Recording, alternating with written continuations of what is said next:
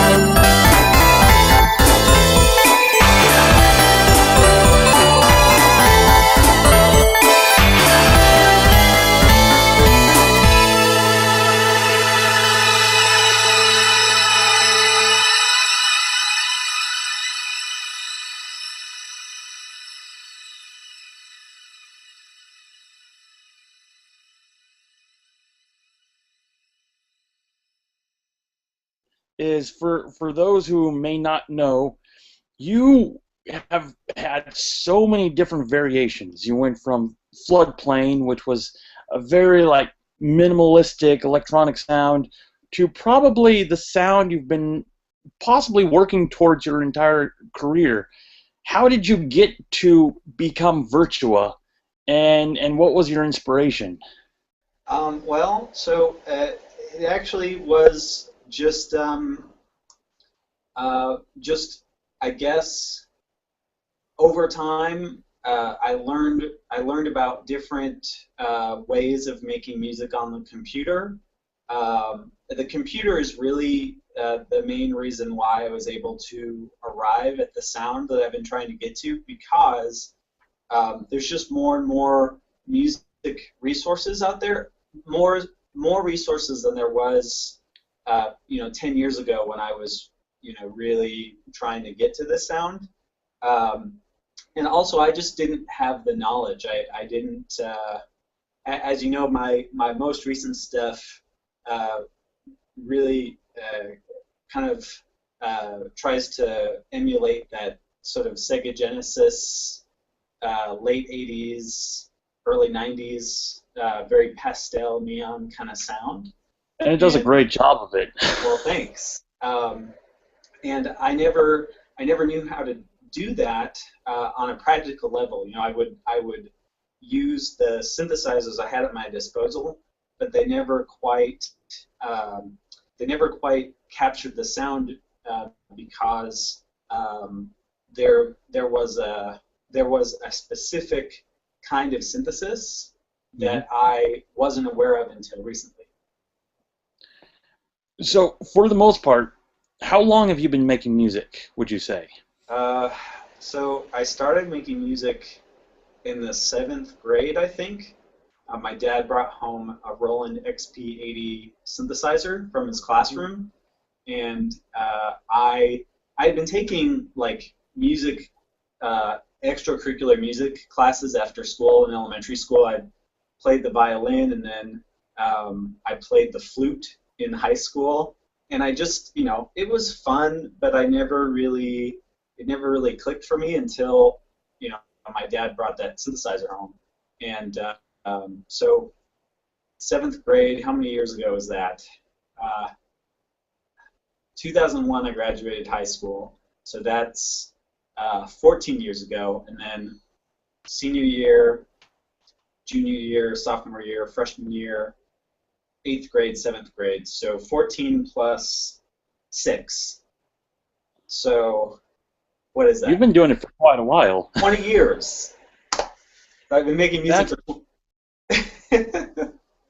right? and I remember when you first started, you were always trying to reach that sound of Sega Genesis because what a lot of people don't remember is that there was Nintendo. Of course, Nintendo was around, but Nintendo didn't really have that soul.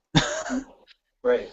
And Sega, I don't know what it was, but Sega had like funk, rhythm, soul. It had all of it. You know what that was? What was that? In the late 80s, early 90s, there was a synthesizer that came out called the Yamaha DX7, and it's FM synthesis, which is Mhm. different from the synthesis before that. The synthesis before that was just one sound wave, but FM synthesis takes that one sound wave and kind of makes it three-dimensional. So it's kind of like imagine a sine wave like this, and then Mhm. FM synthesis comes in and puts a sine wave on it in this direction. Oh So it's the wow! frequency modulation, FM. So it's modulating the actual frequency of the sound wave. So that's why it's different. It's basically like 3D sound as opposed to 2D sound. Yeah. Wow! And so that's what I figured out recently that allowed me to achieve the Sega sound. It's a very specific synthesis. The sound chip in the Sega Genesis is called the YM2618 or something like that, and it's an emulation of the Yamaha DX7 synthesizer. It's incredible because you hear that, and the minute you listen to it, it's like that takes me back to my childhood. Yeah, and so there aren't a lot of um, there really like so there isn't a synthesizer out there on the market that makes those sounds. So you aren't going to hear a lot of people making those sounds. I kind of had to get those sounds in like this sort of obtuse kind of way. So I have a. Do you mind if I tell you about that? I don't mind. Okay, so the instrument I use is native. It's a VST. It's a software synth, and it's the Native Instruments FM8, which is a software FM synthesizer. So, like Skrillex and a lot of the dubstep out there uses FM synthesis, but it's like really, it's a lot more intricate and advanced sounding. I don't really like the sound as much, but um, there's a bunch of Yamaha DX7 system files out on the internet that FM8 will convert into its sound files. So basically, it's taking the sound files from the DX7 and converting them. And actually, just recently, I found this guy ripped all of the sounds from like every Sega game ever made. Um, but Wow! FM8 won't open those files natively, so I found a Python script that'll convert them into FM8 sounds. So What? it's a little bit of a process, but so the sounds that I've been using, they're not really easily accessible, so they're not you're not hearing them a lot in music. So my hope is to kind of bring those forward and kind of have a unique sound in that respect. What's in? Well, do you kind of can you show the how these sounds operate? Can you show it? Because I see you've got your computer right there. Oh, so do you wanna see how the sounds uh, y- you want to see the process of how I convert the sounds using the Python script? Yes. Okay. um, okay, so there's a Sega sound chip emulator VST called the VOPM, and Okay. that's the instrument that opens up the OPM files. On a Mac, it doesn't work, so that's why I had to convert them to FM8.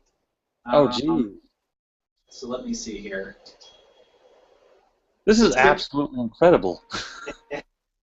so it's been a while since I've. Oh, you know what? I gotta open up.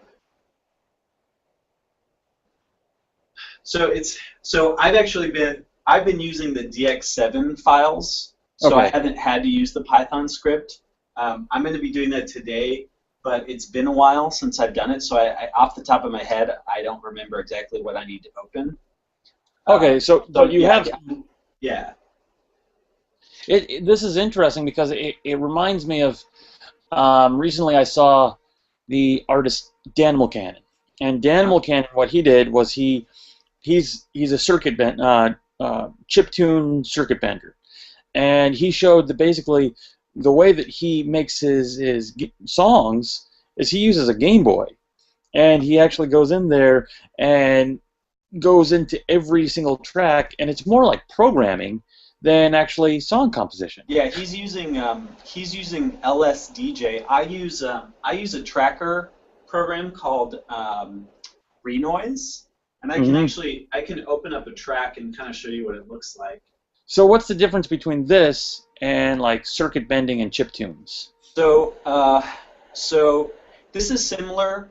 Uh, so both Renoise and those trackers like LSDJ and ModPlug and Fast Tracker, they're all trackers, and basically what that means is you have kind of like an Excel spreadsheet, um, Okay. where you kind of, it's sort of like a player piano, those rolls on a player piano with the notches, and Mhm. as it's rolling, it's sort of telling which note to play.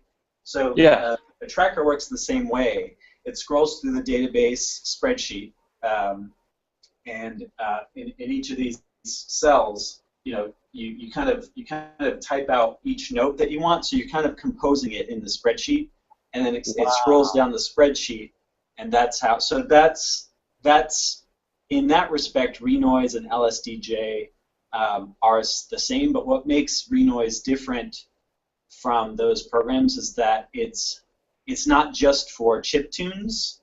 You can Okay.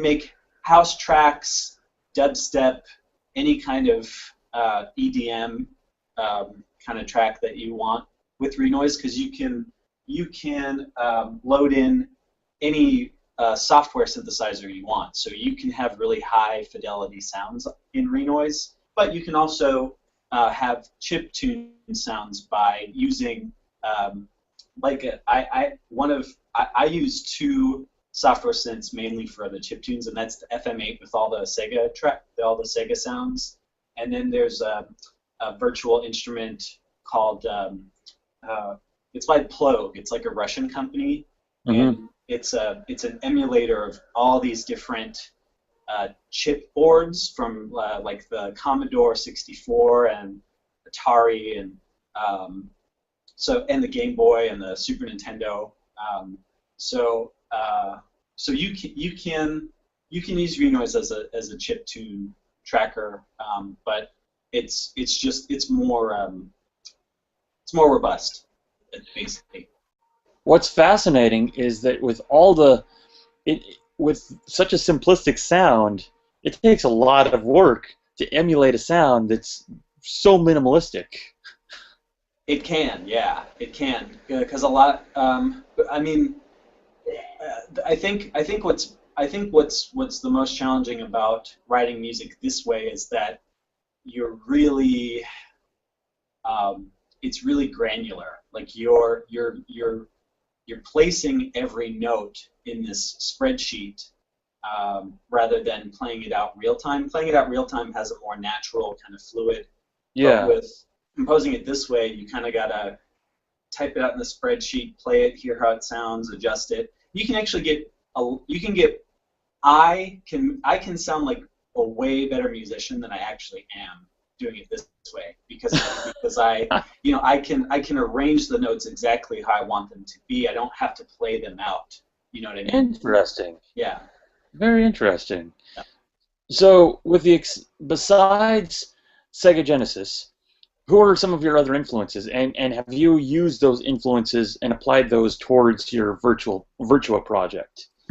So yeah, really, the synth, this the synth music of the late '80s and early '90s is super nostalgic. Like driving in the car with my mom when I was a little kid, she'd always turn on the radio, and there would be this really pastel-y synth pop kind of stuff, like early Yeah. Madonna, early Michael Jackson. Just that like funky, squiggly, poppy, very colorful sound. It just really struck me when I was little, and it made it had kind of been laying dormant in me until recently, because a lot of that sound is really coming back right now. Oh So yeah. I'm remembering it more and more with the whole vaporwave movement and stuff like that. Oh Um, yeah. so yeah, basically, a lot of the samples in vaporwave music is from that era. That was really inspiring to me. Just like that early the early '90s, late '80s R&B, um, the kind of shitty music they played in movie theaters before the movie, that kind of stuff. Yeah. Like I hated it. Like if like 10 years ago I hated that stuff, but I don't know. It's kind of like coming back, and I'm hearing what was cool about it. It had that distinct kind of characteristic. It was just like There's a this. there's kind of to me there's kind of an irony to it because it was trying to sound heavenly. Like that's really the like to me like that aesthetic was like very much like marble and gold and teal and pink, like heaven, like future, like heaven future kind of sound. And so like that's like and it's the same kind of music they would play in shopping malls. You just have this. It was like a paradise kind of a sound, like a future paradise sound. And to me, it's right like then, and especially now, it's really easy to see the irony in it because in the environments and the contexts that music was playing, it wasn't paradise at all. So I think that's what I really like about that sound is that it's like a super it's a super seductive, enchanting lie. Like I don't know. There's something uh, like terrifying about it, and in that regard, it's kind of beautiful, I guess. Would also your inspiration of all this music, it kind of it's kind of reminder of the past. And so, would you say that some of this is kind of in response to everyone going so far into the future that you're like, I want to go back a little bit? Would that be the case, or is that not? That's an interesting question. Yeah, I guess that's good. That's a cool question. When I think about it, yeah, I kind of feel like like the music that's out right now, at least to my ear, doesn't really have a unique and distinguished style, and I feel like that's a product of like we don't know where we're going, and we don't care. Hmm. Um, so yeah, maybe on a subconscious level, I'm trying to evoke this sound is kind of like almost kind of like um,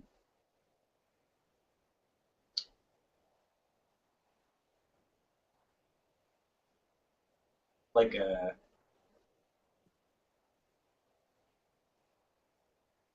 I don't know.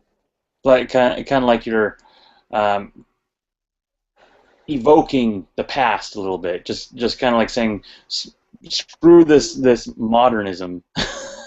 Well, kind of like here's like a last attempt, you know, to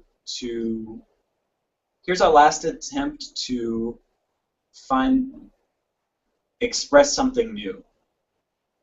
You know, That like makes a good point. yeah, like I feel like that sound, that late '80s, early '90s sound, it was unique because it was it was another advance in Hmm. synthesis. It Oh was yeah. FM synthesis, so it was this three-dimensional. The thing about FM synthesis is that it was really hard to sculpt sounds. Hmm. From the research I did, it was very specialized because FM synthesis, if you do it wrong, it just sounds like so bad. It sounds like shitty General MIDI garbage that you just don't want to listen to. Well, Like, that's the big urban legend about Michael Jackson and Sonic the Hedgehog 3. yeah, That supposedly he didn't he like the was sound. no, he didn't. He said that there were so many limitations on that sound that Yeah, he couldn't make a Michael Jackson sounding track. yeah. Well, and so that sound from the early '90s, it died really quickly because it was very limiting. The FM synthesis was very limiting only because it's kind of an odd way of building sound. It wasn't very intuitive.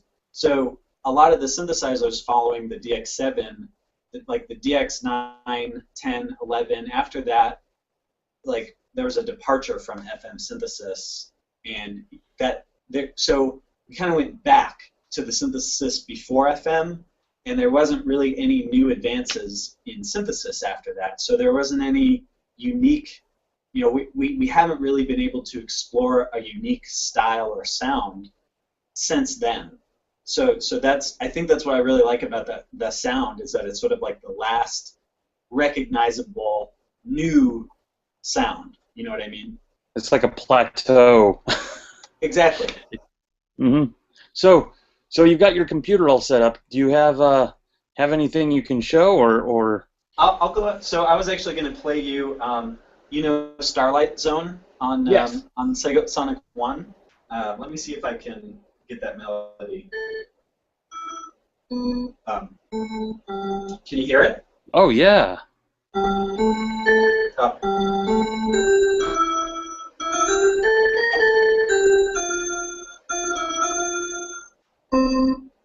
That's awesome.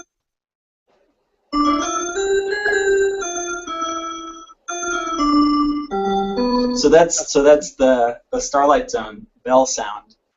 And I'll go ahead and I'll just play one of my recent songs so you can kind of see how a tracker works and how the song is constructed. So let's see. Oh cool. I'll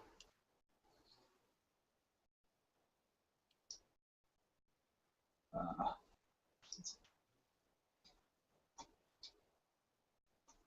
and give me just a second here. Oh no problem. Um,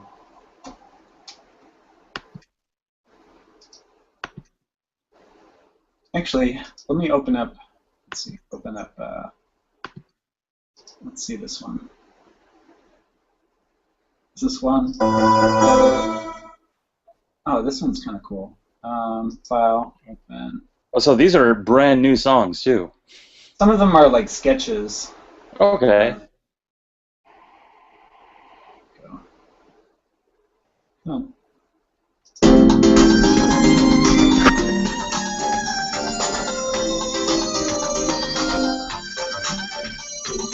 Oh wow.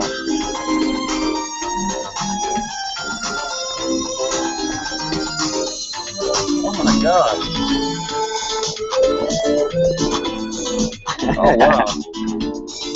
That looks crazy. Yeah. So you can kind of see it's like an Excel spreadsheet of sound. So yeah, it does essentially work the same way as like tunes, like you're saying. The LSD, the Game Boy tracker. Yeah. Yep. So actually, I used ModPlug for a long time to make a lot of my tracks. which was a Windows-based tracker. That was fun. So I've been using trackers. Trackers I started using in 2002, 2003, when I actually met I met a guy named Carlos Esparza at art school, and he was making a lot of music using trackers, and I was like, whoa, this is cool. He introduced me to the whole chiptunes world. There's a whole community out there. Oh yeah. Yeah, like Beak. There's an artist out there, Beak. His Gingerbread album was like a big inspiration for me using. Oh really? So anyway. Well, that's amazing. Well, thank you very much, Bobby. Yeah, thank you. AKA VRTUA. Yeah. And thank you very much. Yeah, you're welcome. Thank you. All right. We'll catch you later. All right. Bye. Bye. Well, that was VRTUA, as he gave a little bit of a rundown on how he makes music. You can check out one of his other songs, Narcissimo, before we leave you. Make sure you check out next week for another awesome episode of the Myk Media Show. Thank you very much, and yeah, see you later.